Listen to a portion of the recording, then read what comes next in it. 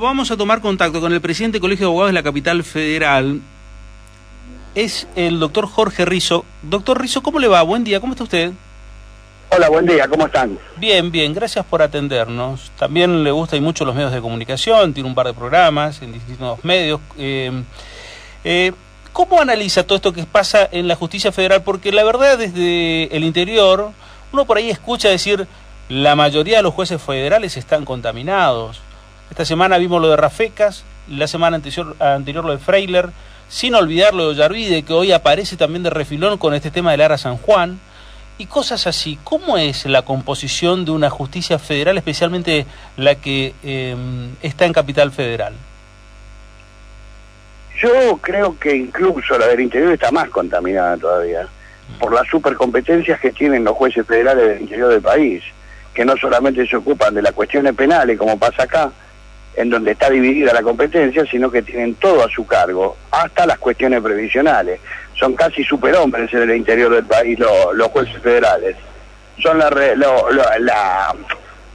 escala lo más parecido a Superman que existe en la República Argentina.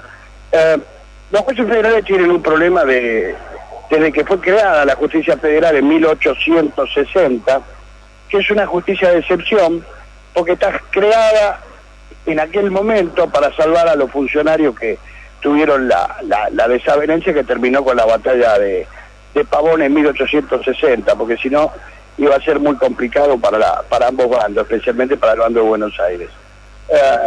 Continuó como una justicia de excepción y hoy se encarga de tener a su cargo todo lo que tenga que ver con el Estado. Y como no podía ser de otra manera, los jueces federales son la representación más clara de que son la máscara del poder, porque son siempre oficialistas. Gobierne quien gobierne.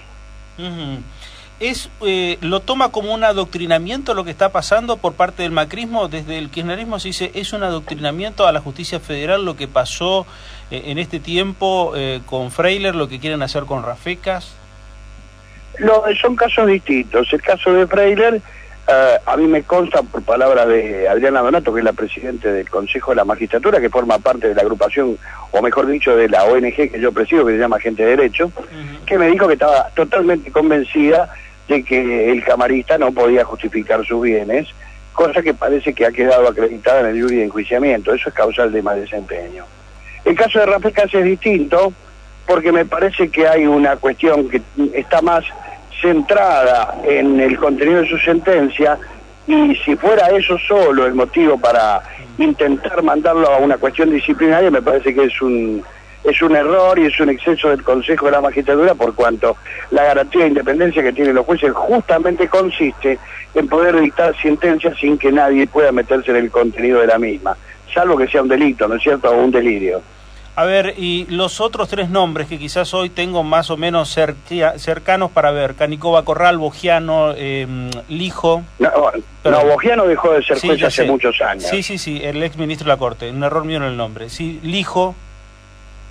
Y Lijo tiene el problema de las denuncias que vienen a través de su hermano Alfredo, que aparentemente ha sido operador judicial y tampoco ha podido justificar su patrimonio, pero en principio emporronean al hermano y no al juez. Más allá de la declaración de la ex mujer de esta chica Lago, que lo vincula directamente a Ariel Lijo. Pero de acuerdo con lo que yo pude investigar, no hay denuncias contra Lijo en el Consejo de la Magistratura, por lo menos era lo que decía el periodista Iván Ruiz ayer en mi programa de Radio Cooperativa. A ver, Rizo, dígame, ¿cómo usted le podría llegar a explicar al ciudadano de a pie por qué se tardan tanto para hacer los juicios a los funcionarios, y por lo general se hacen los juicios cuando dejan de ser funcionarios, nunca en el medio? Lo ha contestado usted, porque los jueces federales se subyugan ante el poder y, como le dije de entrada, son siempre oficialistas, se empiezan a investigar con todos los actos de corrupción de los oficialismos de turno cuando pierden poder. Mientras están en la cresta de la ola, habitualmente, ellos se van surfeando por encima de la ola.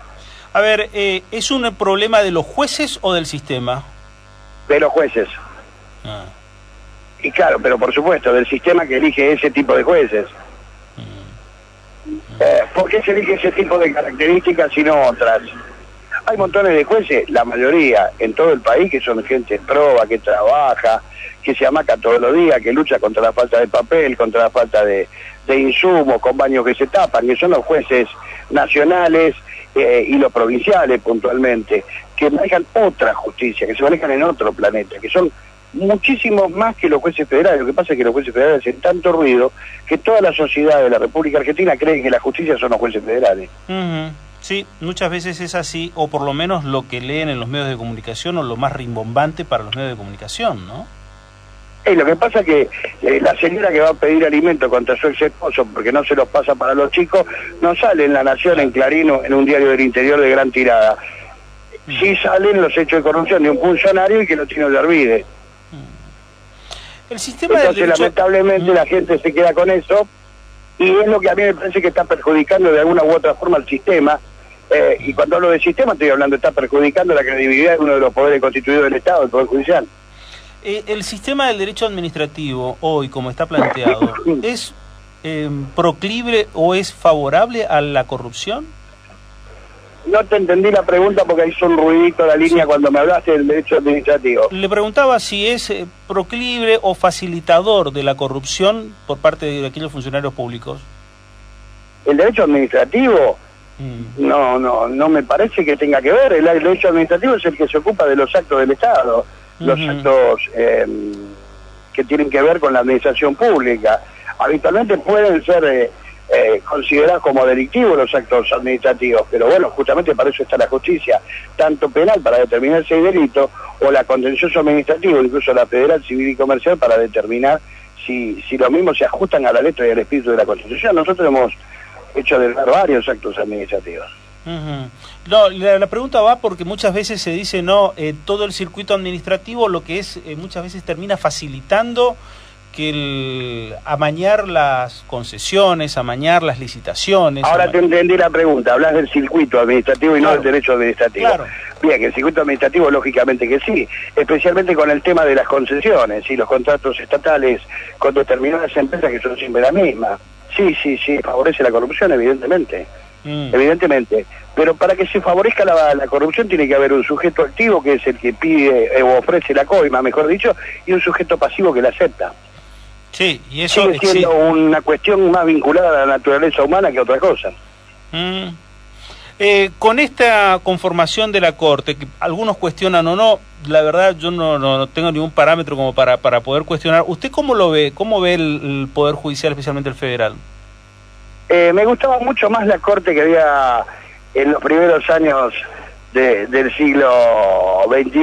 Realmente me pareció que fue la mejor corte de la democracia argentina desde 1983 para acá. Me refiero a la que estaba Fay, Petracchi, Zapparoni y Carmen Argibay, Lorenzetti y esta mujer, ¿cómo es que se llama? Y Elena Hayton. Me parece que esta corte era muy superior. No conozco del todo ni a Rosati ni a Rosencrantz todavía. Lo único que he visto que no me ha gustado nada ha sido el fallo Muña en su momento, pero bueno, afortunadamente pudimos a través del Congreso generar una ley que le puso fin al tema. Y el sistema, porque muchas veces lo que nos dicen también a los que somos legos, a los que estamos exactamente en otro lado, no como usted que está ahí en el barro, digo en el barro en el sentido de decir en tribunales todos los días. Está bien dicho. Que la Corte es una cosa, pero en realidad se frena todo en las cámaras. En las cámaras es donde está realmente el verdadero poder político manejando los hilos, con un Angelici ahora, con otros operadores durante el kirchnerismo. Pero a ver, para que haya operadores tiene que haber una vocación política del que ejerce el Poder Ejecutivo de habilitar ese operador para que vaya a hablar. No, me parece que la figura de quien sea intermediario es lo menos importante, porque siempre los hubo, los hay, y yo creo que los va a seguir habiendo. Si alguien va a hablar en nombre del presidente, hay dos posibilidades: el presidente lo mandó o no lo mandó. Si lo mandó, bueno, hay que hablar de los presidentes, y no tanto de los operadores. Y realmente yo te cuento, no me parece que sea tanto en las cámaras que se tranque, me parece que tranca mucho en primera instancia cuando los jueces cajonean los expedientes. Sí. Es todo el sistema perverso, no. Pero a ver, para que se tranque el sistema, tiene que haber leyes que permitan el estancamiento, a ver si soy claro. debiera haber una modificación de los códigos procesales, en este caso el Código Procesal Nacional, que es el que se ocupa de todo el Fuero Federal, que determine tiempos mucho más rápidos. Ajá, ajá. En lo personal, ¿qué te pareció la salida de Gil Carbó? ¿Estás de acuerdo? Como se dio, sí, yo creo que no podía ni debía continuar en el cargo, ya había, se había generado una situación insostenible, tanto como para ella como para el gobierno. Ajá. ¿Y el jefe de los fiscales tiene que ser alguien puesto por el gobierno? Yo creo que sí, pero también creo que se tiene que ir cuando se va el presidente. Es una modificación muy grande la que yo digo, ¿no es cierto? Pero... No hablo de la procuración, hablo del procurador, porque hablamos mucho de la independencia del procurador, pero cada vez que cambia el gobierno estamos echando al procurador. Sí. Entonces, me parece que hay que hacer un sinceramiento. Si toda la política cree que el procurador debe ser del sesgo político del presidente, bueno, que sea del sesgo político del presidente y cuando se va, que se vaya. Pero hace bien que un gobierno tenga el propio jefe de los fiscales, no impide esto de decir, así como los jueces tienen que permanecer más allá de un gobierno, el jefe de los fiscales también no tendría que tener esa calidad. Es distinto, son cosas diferentes. El juez tiene que hacer justicia, el jefe de los fiscales tiene que representar al Estado. En Estados Unidos, el presidente designa al procurador. Le voy a nombrar el caso más famoso de la historia. John Fitzgerald Kennedy nombró a su hermano Robert, a Bobby, como jefe de los fiscales de Estados Unidos.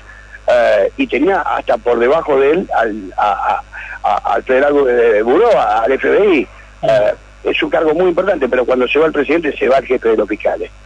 Yo sigo insistiendo. A ver, es una posición mía que tiene que ver con mi ciencia y conciencia. Yo no milito políticamente, así que lo que yo pueda decir es simplemente una opinión doctrinaria. Ahora, Rizzo, pero está bien que ponga, a ver, yo gobernante, ponga al jefe de los que me tienen que investigar a mí, los fiscales.